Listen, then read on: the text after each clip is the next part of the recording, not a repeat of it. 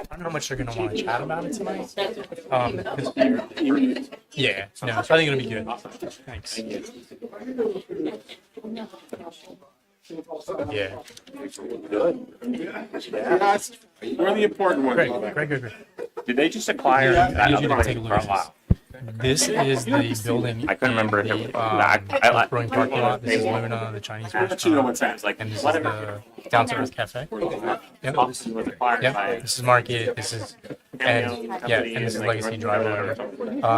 They are asking if they can have some sort of and it was a a paywall. And I'm like, oh no. takeaway But pickup. I just heard that it was the same company, the same level of description. Not parking. They don't want people to get out of their cars. They want to drive up and be able to pick up the takeaway orders from those restaurants. So Matt went out and made this drawing, and basically what we came up with was kind of, hey, we can go and tell them there's got to be some safety here, but we can, we don't really need any delineation, I don't think, but they would need to just put their signs out, on the little sidewalk. Yeah, take that with you. Thank you. I'm not sure, Greg. The reason I'm not sure what we're asking for. Yeah. And really kind of what I want to do is figure out what we're talking about and then take it to probably Nathan and go, yeah, okay. He's going to sit right here when Luke is not here. He sure can. Yeah, He sure I'm at can. a secret location. He's here, so she'll answer. Yeah. On the gloves. All right. Thank you. We're down below. That's not We're down I below. did like a juggling act. I did a little charade. I get down there. Beautiful. I just opened that and looked at it and went, whoa. Sorry about that. The regular session of Mechanicsburg Borough Council will come to order. And I will start with an announcement that we had an executive session on a matter of potential litigation and real estate with no action. We'll move on to the swearing in of our new junior council person and turn it over to Mr. Mayor. Front and center.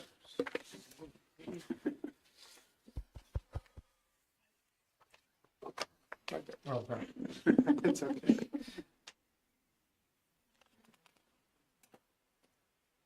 Having been appointed, right hand up, the office of junior councilman. Repeat this.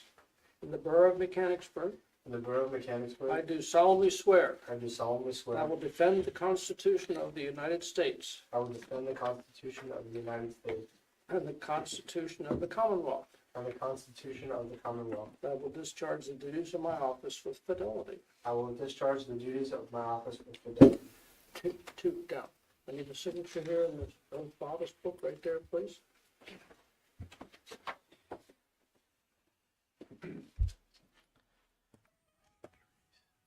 And this is going to be an understanding between you and council, so I need a signature here and here, and I will give you a copy.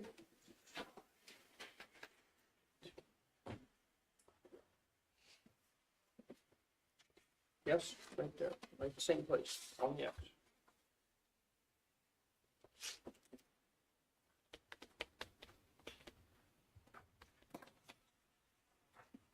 Your copy here.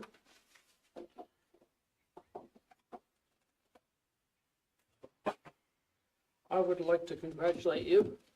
I want to give you a Borough seal.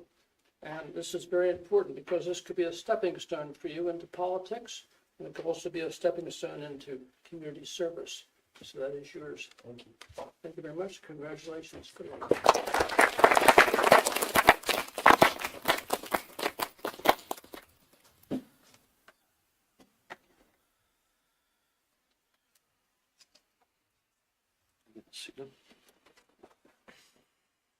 Junior council person, if you want to take a seat at the table up front here, you can certainly do that if you would like. Thank you. Welcome. Yes. Moving on to an announcement, the meetings of Mechanicsburg Borough Council are being recorded and live streamed for the purposes of transparency and increased public access. The live stream, along with the recordings of previously held meetings, can be accessed on the Borough's YouTube channel. And we will start now with the Pledge of Allegiance. I pledge allegiance To the flag of the United States of America and to the republic for which it stands, one nation, under God, indivisible, with liberty and justice for all. Roll call, please. Here. Here. Here. Here. Here. Here. Here. Mayor Ritter, Here. Solicitor Cassidy, Here. Engineer Dolphy, Here. Engineer Johnson, Here. Chief Myers, Chief Ness, Here. DPC Arnold, Here. Manager Thompson, Here, ma'am. we have a quorum. Thank you. Moving on to approval of the agenda. Are there any items to add or remove from the consent agenda or regular agenda? Yes. Mr. President, can we, I ask that you consider removing discussion and action on the pedestrian motorist safety PSA while we explore other options for distribution. Okay. Any other changes, potential changes? Hearing none. Are there any amendments or changes to the proposed minutes? Hearing none. Is there a motion for approval of the agenda? So moved. Second. Councilman Burek moves, Vice President Anthony seconds. Any discussion? Hearing none. All in favor? Aye. Any opposed? Motion passes and the agenda is approved. Moving on to citizens' comment. Is there anyone here for citizens' comment? Seeing none. Moving on to the consent agenda. Is there a motion for approval of the items on the consent agenda? So moved. Vice President Anthony moves. Is there a second? I'll- Councilman Burek seconds. Any discussion? Hearing none. All in favor? Aye. Any opposed? Consent agenda items are approved. Moving on to the regular agenda. Mr. Manager. Thank you, Mr. President. The first item is discussion and action to approve the e-billing initiative. I'll bounce that right back to you. Would you like to give us an update on it? Yes, sir. Thank you. Sarah and Luke put together a plan. I think we talked about it last session, but really the takeaway we had was to go and make a clear delineation between what the borough would contribute to either kind of subsidize the percentage payment for credit card use or to completely pay for the fee for ACH on behalf of the customers in order to incentivize more of our residents to use e-billing. The proposal that we're making today is that we proceed with paying for the ACH fee, which would be, if the borough does it, it would be 99 cents per transaction. Currently, that number is somewhere around 200 folks. We'd like to see that number come up to somewhere around 1,000 or 2,000 folks would be really nice. That'd be 25 to 50%. That's pretty ambitious, but that would certainly absolutely offset in-house labor and allow our accounts receivable folks to move on to other topics.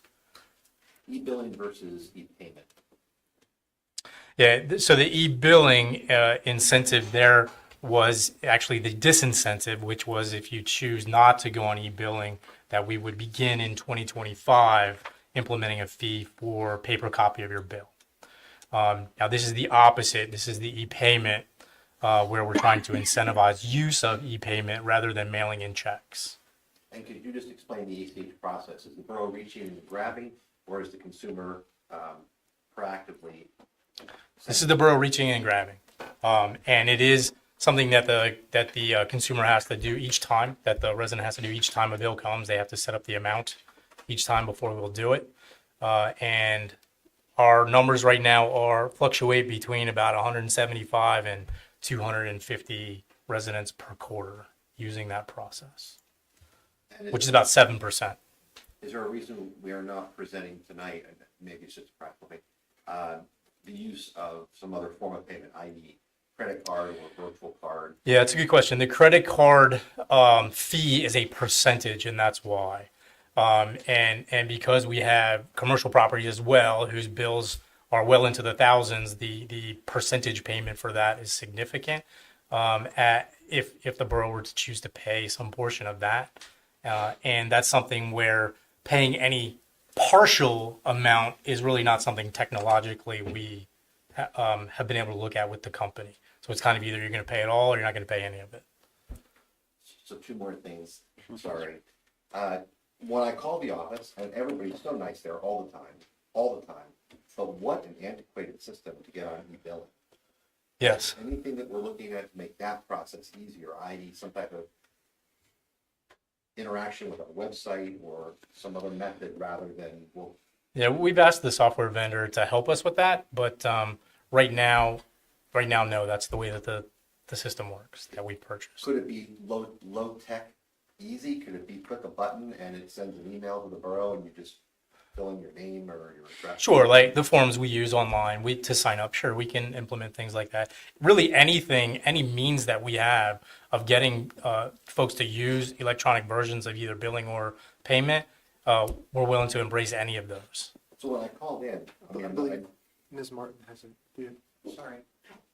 We do have a job form already, because I was there the day when you called in and spoke to Kathy, and. super nice. Yes, she's a delight, we love her.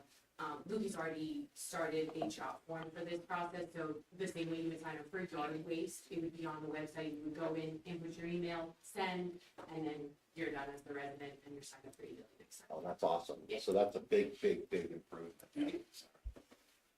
And then the resident, because a lot of people, and I'm one of them, does not like third parties reaching into my accounts, especially my deposit accounts.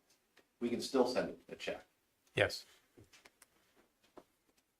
So if I heard you right, you said we cannot use credit card or debit cards because we cannot do both? No.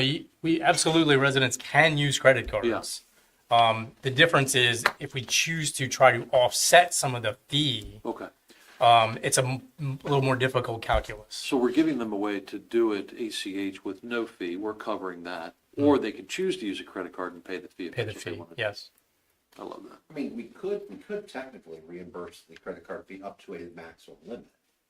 I just don't know how we would do that yet. Mechanically speaking, I don't know how. Understood. Yeah. Yep.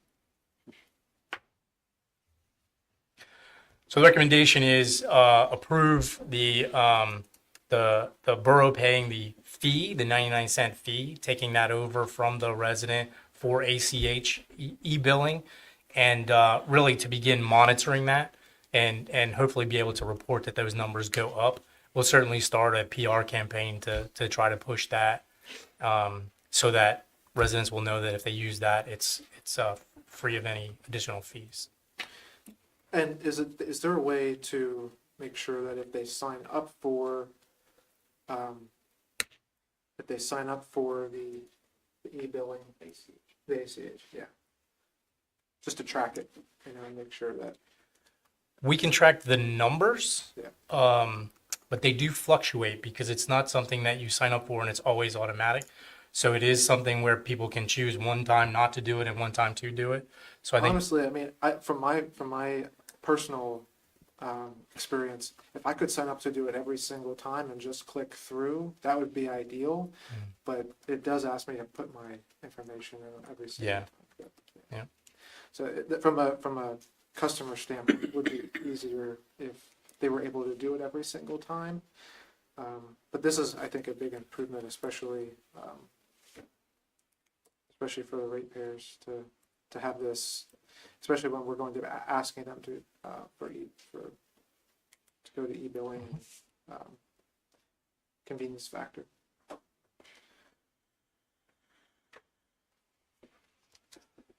Are there any other questions about the program? Are we properly insured? I just want to ask the question out loud.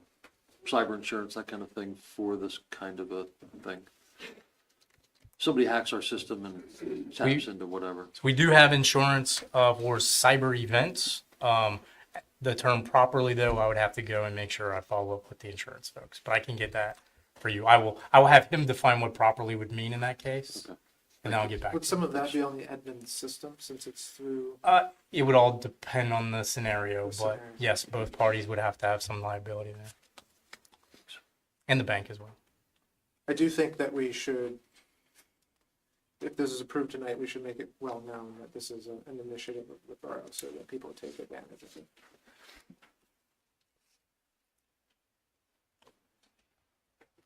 The billing and the. That, yes. Especially the ACH, because people have mentioned to me that that's a reason, paying that fee is a reason why they don't use the system online, so. My wife said it to me again tonight. I think it's great. I know a lot of people use the ACH. I don't like the idea of people reaching into your deposit accounts and pulling money.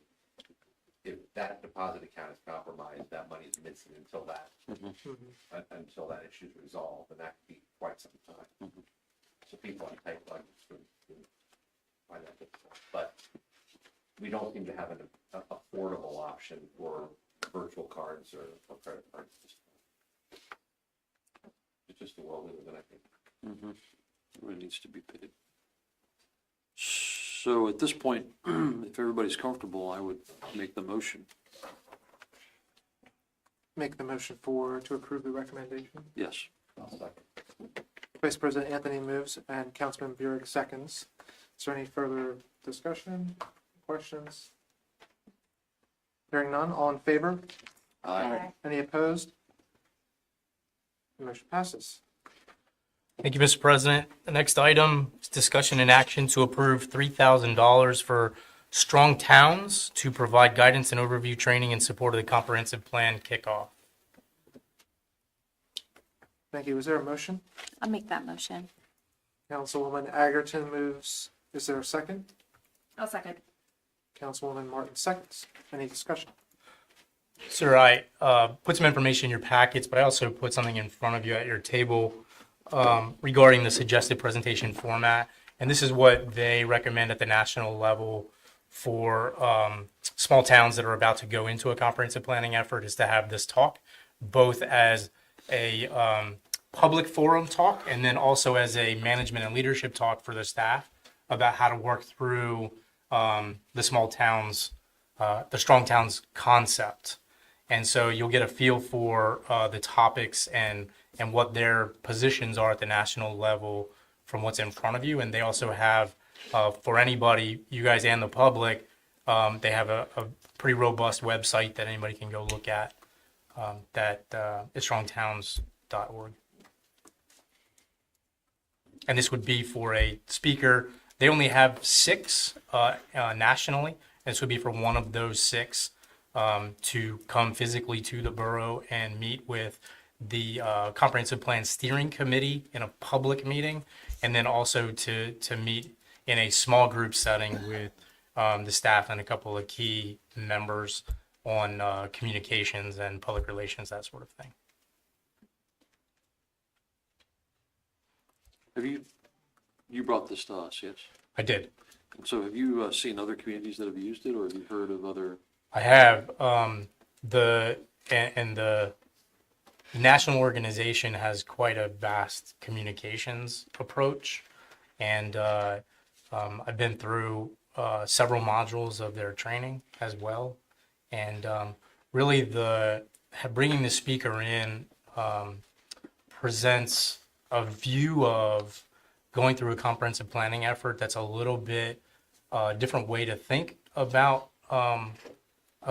growth than what they call the post-war development concept. And so just having that kind of second perspective is something I think that the steering committee can benefit from. Whether they pursue the same philosophy or not is completely irrelevant, but having a different set of eyes, a different lens to look through, I think is important. If we didn't choose this route, a lot of that work would go on you and the staff for hours and effort. If you didn't choose this route, if we didn't have the speaker come in, then the theory, the philosophy probably just wouldn't be incorporated into the plan. Because then you'd have people just like kind of me trying to express it in meetings and not really having that third party come in and provide it from an objective perspective with case study material and things like that. So That's the value add. yeah, as we go through the comprehensive plan period, which is about a 9-month period we're about to start, what they're gonna provide us with at that kickoff is hey, when you start going through these and thinking about what economic development means and what property value means to you and what blight and what these words mean to you, maybe think of it from a couple of different perspectives. And because the resolutions for how you think of it are a little bit different, and they'll encourage a little bit more open-mindedness about how to proceed.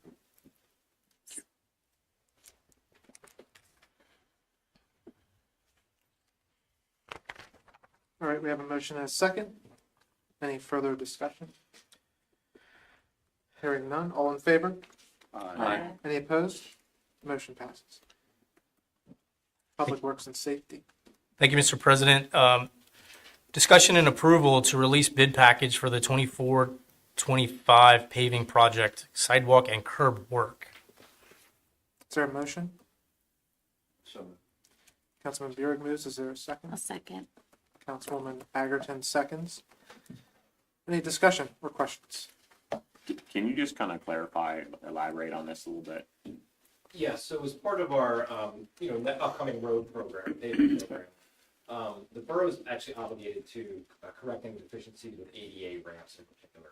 So this particular bid package is a twofold bid package. One, to do that particular work.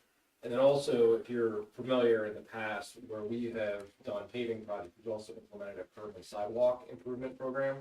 And the borough does have an ordinance that allows us to do that, to correct curb conditions and things like that. So this is intended to cover those ADA ramps as well as provide the borough a method and means to do curb and sidewalk repairs in the event the resident does not do them, is really when we would step in to do that. So this is the first part of this, broader project to do this street work. As we move throughout 2024, there will be notifications sent to residents in terms of deficient curbs and sidewalks, the directions for repair. We've sat down and come up with a process for that, but we have to have a stopgap at the end that if people don't do it, we need to come in and do it before we actually do the paving. So that's the 10,000-foot level. There's a little bit two pieces to this, but this is the first step in that process. If I'm a resident, do I get to participate in what has been negotiated for the borough? You can. It's actually to your advantage to negotiate with your own contractor. The borough's obligated to pay prevailing wage rates, which are much higher than a homeowner can do themselves, or get this work done themselves. So it's to their advantage. In the past, we have had people that just want to be hands off and would rather pay the borough and their contractor to do the work. And then of course we have situations where people won't respond, and ultimately we would have to do the work, and that does typically get leaned against the property, or a payment plan's instituted or something. So ultimately, it's our end game that we'll want to do this. Greg, maybe I'm wrong about this, but I thought that when I did my sidewalks last time, I had to use people that contracted with the borough.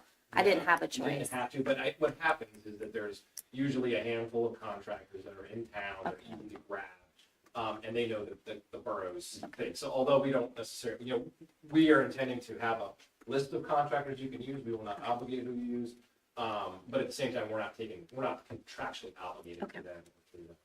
Of course, if we do the work, we have contract. So if a citizen used the list of contractors, they're not paying prevailing wage. Correct. Just when, okay, And perfect. Just want to make sure I clarified. There's benefit in this type of work to quantity. So if you and your neighbors get together and boom, boom, boom, go down the road, then obviously it's cheaper for them as a whole to do that. So that's generally what tends to happen, at least in the last 3 or 4 of these that I've been involved with both these. And you said that to make the corners ADA compliant, it's the boroughs, like the municipalities. Correct. So obligation. when we pay, we're obligated to do that work. I mean, Gotcha. we would have to do that. However, our ordinance does allow us to pass that cost of that work onto the property owner. We have done that in the past. We have gotten all kinds of ramps of different shapes and sizes, so in conversations with Lane, we thought it was most appropriate that the borough take on that responsibility. However, we've had discussions about potentially trying to equalize the cost associated with that, a little bit of borough sharing, and property owner sharing. Unfortunately, the people on the corners get a double whammy. They have to do the ramp and then usually two legs of sidewalk. So, because the ADA ramps in particular provide a public benefit, there's reasonable estimation that we could subsidize that. We haven't figured all that out yet, in terms of payment. This is the first step to figure out what's the cost. And when we did the walk study, there were quite a few ADA ramps we have identified that were not quite compliant. Correct. They're all over the place. I mean, even, there was a kind of a newer version of the ADA standard that's come out in the last 10 years. So even what somebody would consider a compliant ramp, most likely is not compliant unless it's relatively new. So unfortunately, there could even be a case that somebody put a ramp for 15 years ago. It's not no longer compliant. You can grandfather that in any way? In some instances we do, we can, there's called a technical deficiency form we can fill out, but it depends on how bad, the situation is, yeah. Because there's ones that are like this, and then there's standing water, and then there's ones that maybe have a little lip. Right, correct. So I think there's an evaluation process that we would be able to go through to see if, that would modify, retrofit, something like that. And some of them we've done that, it's a very simple change, but others, depending on how, there was an old style that really kind of sloped into the road and, very, very steep that they're no longer. Is it my imagination, or when I redid sidewalks, was the borough contractor less than, Yes, yeah? yeah. So that's a real benefit to the homeowner, the property owner, in many cases. Mhm. I did raise this last meeting, I'll just raise it again, please indulge me. Are we gonna be very, very clear what the standards are for anyone not using the borough's contractor?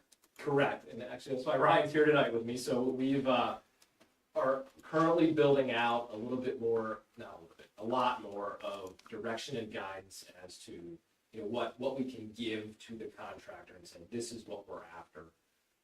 We're never going to solve, things are going to look different just because of the different types of work. But at the end of the day, the standards behind it will be a little bit more laid out than they were in the past, as well as talking through how we evaluate people's curb to be repaired or replaced. And we're trying to do that in a way with borough staff so that even beyond the road paving projects, that we can spread that out amongst the borough, because that is something that's been stated time and time again about trying to get ahead of some of the sidewalk. And then 2 follow-ups, is a permit required to do the sidewalk work? Yes. Are we going to earnestly inspect the work upon completion? Yes. And I think we need to convey that too very clearly to the property owner, please. So that expectations are clearly understood and consequences are also clearly understood. Part of what we're trying to avoid this year and getting ahead of this is not having the rush of 10,000 people trying to do all this work in a month. So that is part of getting here a little early, and then also being clear with the expectations of the contractors. We usually get into a little rhythm when it comes to the actual work and inspection. But Matt's going to be involved in that discussion too as well. So we've heard that same statement. I will add as a final note, and thank you for your indulgence, that when the borough contractor did an extensive amount of sidewalk for me, including driveways and ADA access and crosswalks, their work was exceptional. They were very, very good to deal with. And the price, although no one wants to spend the kind of money that you're talking about, the price I found was extremely competitive using the borough's contractor. So, We are bidding this, in an open forum. So other than the prevailing wage, there's other requirements as a borough we have to follow that adds cost, but they're for the protection of us. And some homeowners choose to not go with those types of things. And, there's a risk to that. So. thank you for your hard work. Greg, is there standards that you're talking about for just the 88 curb cuts, or is it for just a standard straight? Everything. So Okay. there's already standards out there for the ADA, the sidewalk, the curb. We have unique situations because they're not 8 inches; they're all over the place. And then above and beyond that, some of our repair standards is what we're lacking at the moment. Okay, if you're going to fix this curb, how do we do that? Here's a product that we want you to use and things like that. So there's, So hypothetically, if someone was gonna have their sidewalk repaired in the next 2 weeks, I have my permit. Yep. Do I need to get those requirements to my contractor now and they're not ready? Should I delay that? no, I think. Sorry to once make that again, personal, the but, contractors should know. There's nothing exotic in our requirements. Okay, In terms of okay. sidewalk in particular. However, it is probably a good thing to at least reinforce with them that, okay, you're gonna follow the PennDOT standards. and Okay. you're using that's fair enough. air and train product. Nothing new. And I have one last question. So last time we did a sidewalk project, there was green spaces allotted with trees and some of the, how do we decide what properties can have green space, non-green space in their sidewalks? That grew a different way last time. It just kind of came up and started to be instituted. It wasn't a situation where there was a defined plan up front. We can look at that. Okay. I think there are areas that obviously that's feasible and there's areas that are not clearly. So we can keep that in the back of our minds as we move through the process. Perfect. And Councilman O'Neill, just for clarification, my concern with the standards is that sometimes a property owner, as you well know, goes for this really ultra low bid, and then we don't have proper preparation, installation. Yeah. Which causes. Well, and again, I'm asking personally, but also for the benefit of the community too, because it could get expensively confusing. Yes. Yes, so, very good. And I think we want to offer the residents some advice in terms of even if using the contractors, don't go with the low bid, make sure they have insurance. Yeah. There's a bonding requirement that the Right. borough has that normally a homeowner does not implement, but what happens if it's wrong? How does don't pay them? Right. That kind of stuff, so that, Yeah. they get something out of it. They need to be involved. Unfortunately, they typically hand it to the contractor just to do, and that can be tricky. So, we'll have the owners sign the application. We can do as much as we can to reasonably protect those that want to be protected. This may be a really bad idea, but it sounds like a good idea in my head, so I'll say it. But what would happen if the borough offered a, I don't know what you want to call it, a 15-minute contractor class or some kind of something workshop, where they came in and heard our standards and we gave them some type of certification that they actually sat through our explanation of our standards, and then we could give a list of contractors that had been through that. I was going to say, and that's the only way they make the list. So, I think we control the lists, and that's a pretty good idea. Because I think You had a good bringing idea. them in- bringing them in and having a face. On the record, that was a good idea. At least then when we go out and say, rip this out, they can't say that. Right. Well, that would be nice. We'll get a sticker for them. Bob Beard's face on it. Oh, good. Not a good idea. He's supposed to put his logo, his thumbprint in your wall. We're trying to beautify the borough. But you might get rid of the bad one. We just need more cats. Right. Okay. Any other questions? All in favor? Aye. Any opposed? Motion passes. Thank you, Mr. President. The next item is discussion and action to approve sidewalk repairs in the amount of $5,280. I so move. Mr. Burek moves. I'll second. Councilwoman Hagerton seconds. Any discussion or questions? So this is kind of a segue from exactly what Greg and Mr. Burek were talking about just now. So the borough is going to try to lead the way and repair its sidewalks for its properties as we go through this process. And what we've done is identified examples around highway building and around the senior center of each of the types of deviations from the specifications for sidewalks. And we're going to film a contractor repairing those. They've already agreed to be filmed repairing those so that we can demonstrate in video on our website what the deficiency was, what the proper mitigation is, and then what it should look like afterwards in each of the 6 areas of deficiency. And so that's the cost there. It was not on the budget for 2024. However, it is in our facilities budget line to be able to carry that. So I would ask that you approve the expenditure of $5,280. So moved. where did I do that already? Or we did that already. Did that already? Claire did it. That was a good idea. Any other questions? Great idea. All in favor? Aye. Any opposed? The motion passes. Thank you, Mr. President. The next item, discussion of road closure proposal from Norfolk Southern.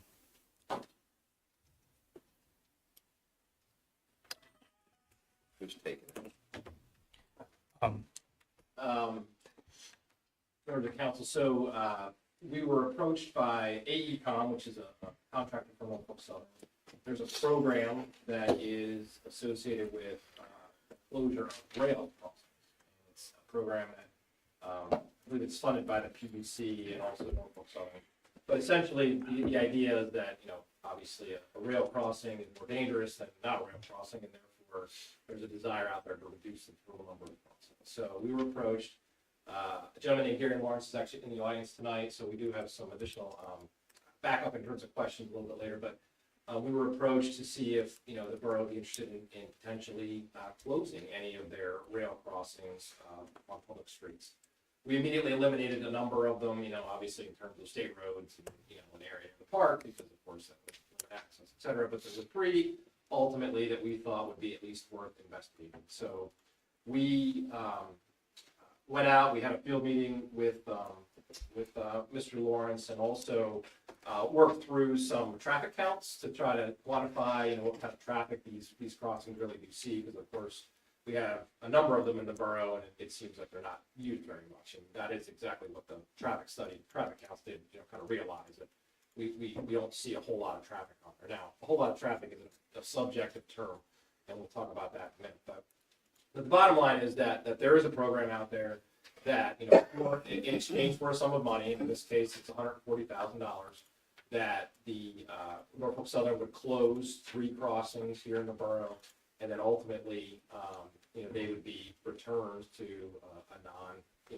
crossing condition. And Norfolk Southern would do that work. There would be some stub streets and things like that. So in that particular case, there's a process, as I mentioned. Frederick Street, High Street, and Arch Street were the 3 that we considered.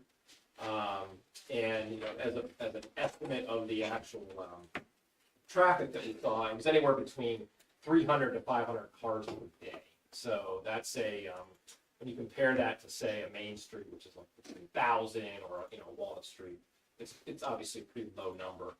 And then break that down even further, more so what we were worried about is peak hour trips, those peak hours. And they range anywhere from 30 to 50, depending on which crossing you were at. So in terms of traffic, there's certainly, I can't say there wouldn't be a impact, because there would be. There should be some rerouting and things like that that push traffic in different directions. But from a purely volume standpoint, it's a relatively low volume type of scenario. We would end up pushing more traffic, obviously, to York and Walnut via Allen Street, most likely, or the other way around, via Main Street. So that would be another situation, and there would be Market Street would still remain intact as well. So that would be another crossing that would be available. So the purpose of tonight was to introduce the concept to council. Try to get some feedback in terms of, is this something we'd like to move forward with, at least further investigation, what that investigation might entail. We felt like we did at least some preliminary homework, and we can, structure that in a different way if we'd like a further presentation of the volumes or, the perceived impact to other streets and things like that. And certainly, as I mentioned, Gary is here tonight to hear, not only hear, but also answer any additional questions on the program.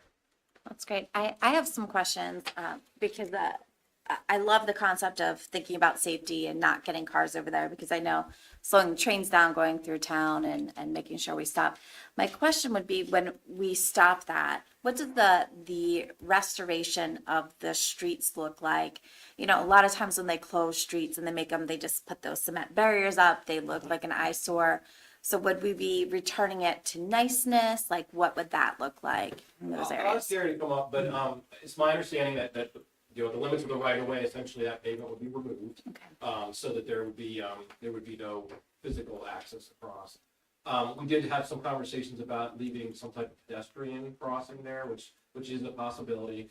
But at the end of the day, we would have some areas where there'd be a street to nowhere, okay? And there are some of those scenarios, have parking lots that could very easily kind of consume those streets.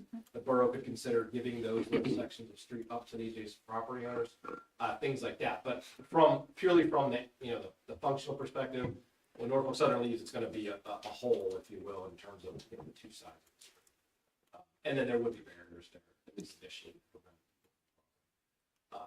We haven't had a broad conversation with the chief and the chief too, in terms of discussions about emergency services, contacts. Maybe there would be a scenario where there could be a crossing that was left in a way that could be crossable, but that's yet to be seen as well. But certainly you already have 3 crossings, so the likelihood of something going bad, you say that and then so I don't know, you only plan for so much, I guess. And the purpose of this is to really safety. So it's really, Avoid the vehicular / and we've had people get, there was just a car hit by a train the other day, right? I don't know. Yeah, I believe there was. Do you know the answer? I don't know. I feel like it wasn't in our community. Carlisle had a truck. Yeah. So anything we can do to do that. I just don't like I think about by Ashco Manor when they shut down the crossing to 15, how horrible it looked for years, and now nature's finally taken over. I don't like that kind of look of just a barrier. I like to have something. And we had those 10,000-foot conversations, but we didn't really get into any details. Just something to consider in the future. Luke wants some trees. Well, yeah, exactly. So that's. If we vacated those sections of road, they would revert to the adjoining property owners, right? We could revert them back, right? But it's not necessarily that we give them back, or. We don't have to, but Mr. Beard is right that half of the road would go to the one owner, and the other half would go the other side. So. Would Norfolk Southern be willing to take up the impervious material that now exists in those sections of road? That was not part of the initial offer. However, I think there's conversations to be had. So if that's an important point of the process. Because that would beautify and give it an opportunity to return it to. They would need to still have. Would it be worth, as a next step, identifying which areas of the proposed targeted closings where we could close the road, or where it would make sense to deed it back to, split it back to property owner, and then where those pedestrian crossings might be, and take a look more at a holistic plan of what the Absolutely. Community impact. And I'd like to hear from emergency services as well. Tonight, if they have a comment or officially as part of the. You want? I just thought. Yes. This morning was the first I heard about it, the way my mind goes. So a couple of things just maybe to food for thought. First of all, looking back at fire history, fire-related history, I talked to one of the oldest living members of the fire department today, and he remembers, and we have some vivid pictures of it in the fire station, but was a tank truck versus a train at Chestnut Street whenever it went across, and that was in the 40s sometimes, and that was a fatality. The fuel truck driver, I think he was coming out of Wilcox, but anyway, it was T-boned by a train. That's the last that I could hear, other than I think in the 90s, and Ron, you might be able to clarify, I thought there was some sort of a train car that they thought was leaking something. It wasn't much of an event though, and then it went on its way. So that back in the 40s with Chestnut Street. And I don't know when they closed Chestnut Street, whether it was recently after that. Couple things. So when we're looking at it, this is the targeted downtown high hazard area. It doesn't matter, all 3 of these proposed closures are, the fire department our task is whether they're closed and we act like as if they were never open. But we always pre-plan everything to try to lay hoses in the event of fire. The other interesting thing is, this is old heavy mill construction. These buildings up through here on Allen Street and primarily, they're the worst. In Main Street, the Bloom Constructions, the big jobs, where a fire can go from building to building. interesting enough, in the last 15 years, we've had multiple alarm fires on Main Street, but all of them have been on the north side of Main Street. Gingerbread Man, 40 West Main, the apartment building, and then 48 West Main back in 2010 or so. So all of them been on this side of Main. With that approach, we've gathered water from not only Main Street, but Allen Street. So that's secondary water, but it's also used to fight the fire, because we need that water supply with a big fire. My thoughts would be, if they're disconnected on Frederick Park, how do we work around it? Well, probably one of the things that we might want to consider is our secondary water. If we can't access from Allen, when we brought all the water from Allen Street onto Main Street, if there's any way we could maybe extend the water at the hydrants at the corner of each of those intersections on Main and bring them down on the Strawberry, because now Strawberry is that we're dependent on Strawberry now. We're really dependent on Strawberry to bring water in at that point, and if it can't come across, other than Long and on Market or over at York. So it'd be good if maybe it could, part of the ask could be it brings those hydrants, leave them where they are on Main, but just bring that pipe back down to where the closure is, that we could at least tie it in. Even if, we could work around at one or two of those intersections, you'd be able to do it. That would be helpful. So that's just a quick analysis of where we are with the fire department. Like I said, in the end, we'll work around with it. We'll gotta work around. I think the next, as part of the next plan, would be a review of that plan by emergency services, including police chief and Chief Myers. Sort of a more EMT, detailed, yeah. more detailed process of whether, what the impact would be on those particular services, and then what mitigation strategies would be, or what we may be able to negotiate with. I'd really like to hear what Mr. Ward would have to say. I have a question too. Did you say approximately 300 cars per intersection per day? So Frederick was 260-ish plus or minus. Arch was around 500, and then High was, depending on the day, during the week it was about 400, during the weekend it was like 250. So all over the place, but generally less than 500. Right. So you're looking at 1,000 vehicles a day. Correct. And 1,000 vehicles a day. I mean, I'm just trying to think of the capacity of Strawberry and the very relatively short distance between Main and the railroad tracks on Market and the others still open. I mean, 1,000 cars to me sounds like a lot. Is that a lot? So once again, it's subjective. So I'll give you some numbers. Walnut sees about 13,000 a day. Market 12,000 a day. Simpson 13,000. Shepherdstown 6,000. Maine 10,000. 12,000. So it's not an insignificant amount of cars, amount of traffic. But once again, some of that is, when you look at it from a daily perspective, the real question is what happens during the peak of the hour. That issue rears its head because it's servicing that intersection.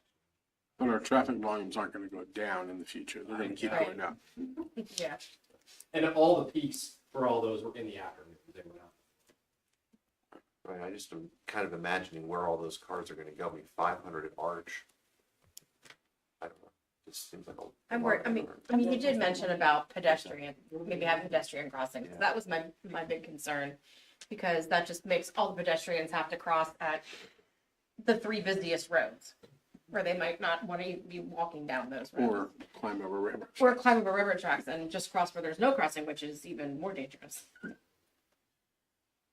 It's an interesting idea. I think for me, I'm going to need a little more time to think it through. Yeah, for sure. I think seeing some more detail and then recommendation from each department on what the impact and then what the mitigation strategy would be for each would be ideal. So we'll start that process and then, get some input as well as take a look at some of the, remediation or what is strategy what can be done there. Kind of bring all that back to a little bit more refined package.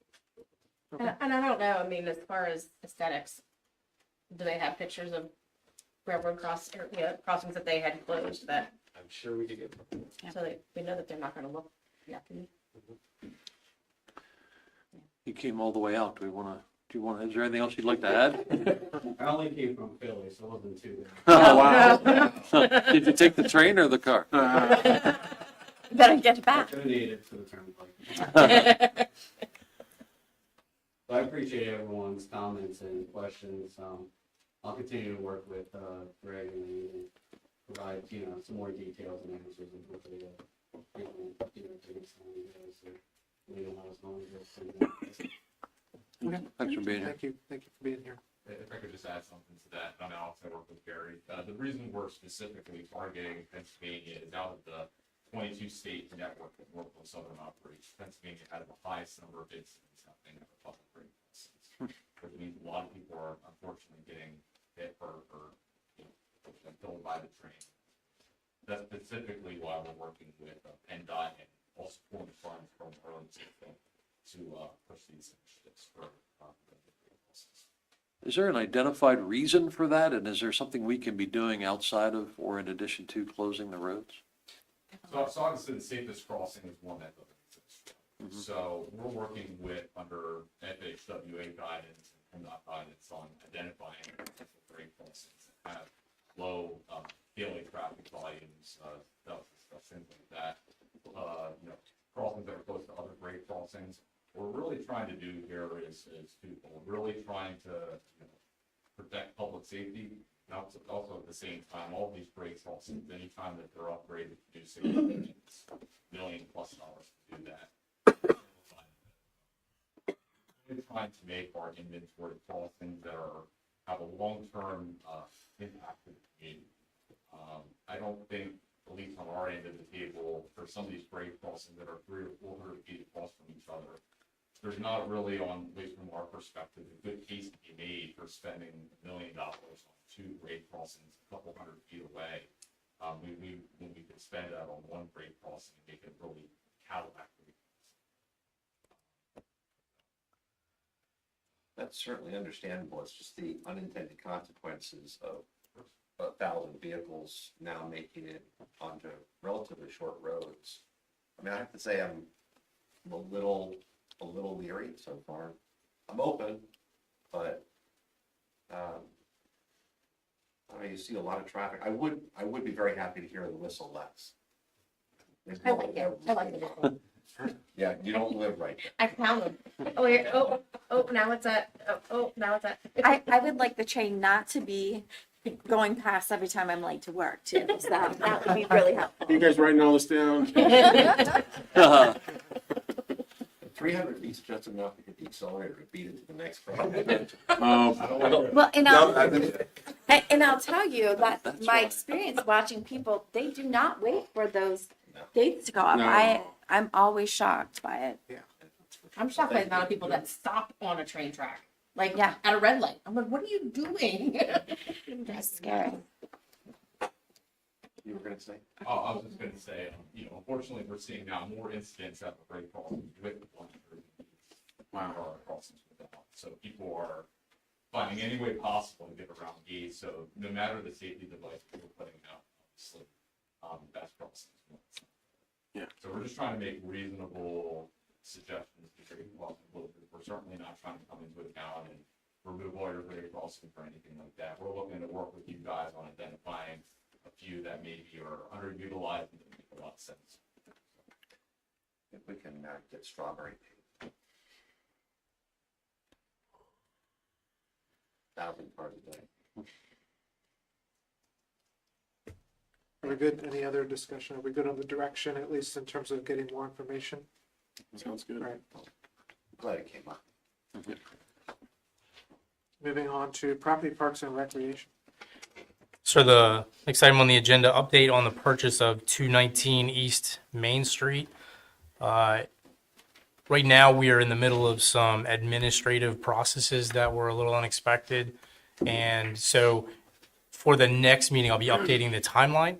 However, right now, everything is still on track with building, infrastructure, and the bond purchase process. And so all of that is ready to go, just waiting on some administrative processes that we'll have more information on at the next meeting, including an updated timeline that will go on the website with our slides. So, but nothing additional received on the website as far as citizen comments or anything like that. So the slides that are on there today with those citizen questions and responses is still current as of today. Excellent. Thank you. Any questions? Comments? Moving on, we have nothing for personnel, so move on to citizens' comment. Any citizen comment? Mr. Trace? Sorry, I saw Mr. Trace's hand first.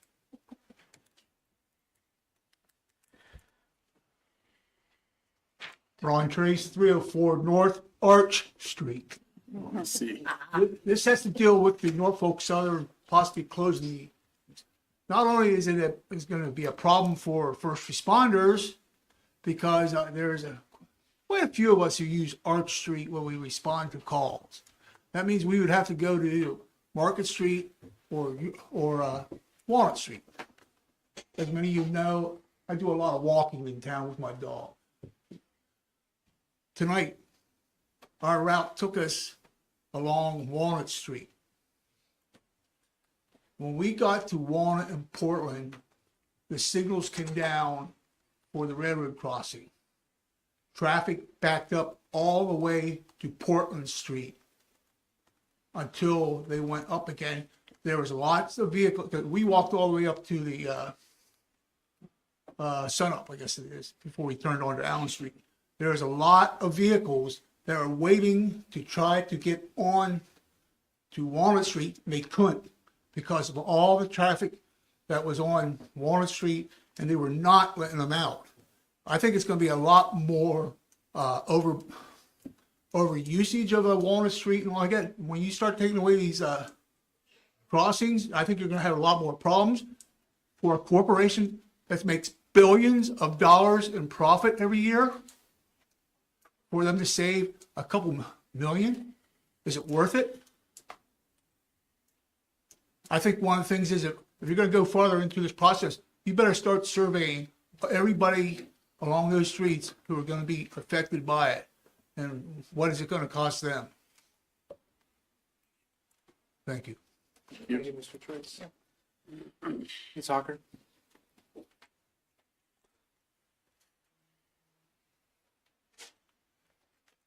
Good evening, Leslie Hawker, 106 South Norway Street.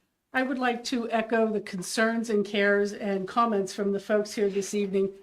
Shutting down 3 crossings just seems very aggressive for the size of this town and the amount of traffic that goes through this town constantly. A couple hundred doesn't sound like a whole lot, but if you're driving through town, it makes a difference. And I would just like to see more information happen before a decision is made, because that's a huge impact. Thank you. Thank you.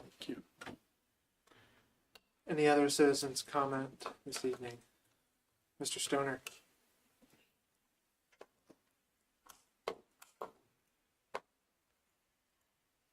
Mark Stoner, 408 North Wilbur Street.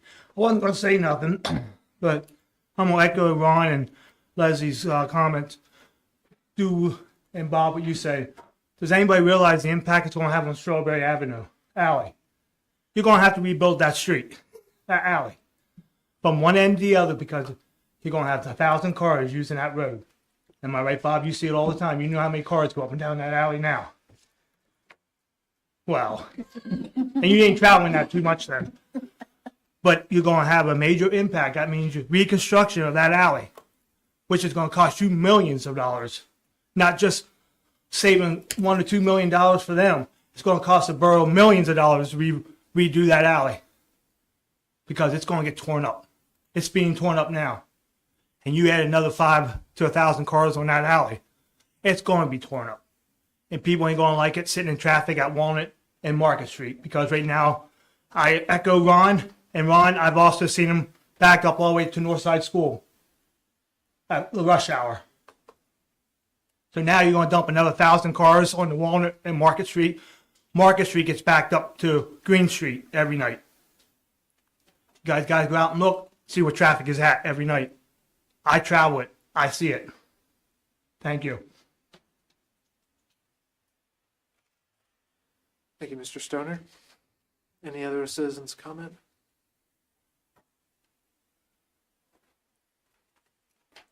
Seeing none, any other business? Two items, real quick. First, I included in your packets a kind of a play-by-play of my engagement with Veolia regarding their application to the Utilities Commission for a rate increase. I took the task at the last meeting to try and engage them to find out more information of specific infrastructure projects to the borough, and that's just in there. The conversation is not complete, but the current status is in your packets. The second thing is, if you haven't read it yet, I have some issues in my office of the Township magazine, where our borough engineer, Greg Rogalski, is quite prominently featured in an article regarding the importance of borough engineers and borough solicitors. And he is quoted several times in that article. So please do have a read. If you get a chance, it's a wonderful piece. Congratulations, Greg. Could I see it? No, but I'm going to hold you to some of the things you said. That's all I have, sir. Mayor? Nothing, thank you. Nothing, thank you. Nothing. Hey, do we have any status update on the Dunkin' Donuts? Oh, yeah. Oh, yeah. I'm looking for some news here. No. No, I thought they were doing stuff to it. they were inside working. Yeah. I saw a bunch of cabinets outside. I was like, Yeah. okay, I'm gonna be getting my coffee soon, Next year. maybe. That's all. Just one quick thing, we have a little bit of a non-conforming sign issue at Shepherdstown and Simpson that's been noticed by several borough council members. And thank you to those borough council members who blew my phone up with all these photographs. So if you wouldn't mind, Talking about the bed and breakfast? yes, Got it. thank you, Radio. appreciate that. That's all I have.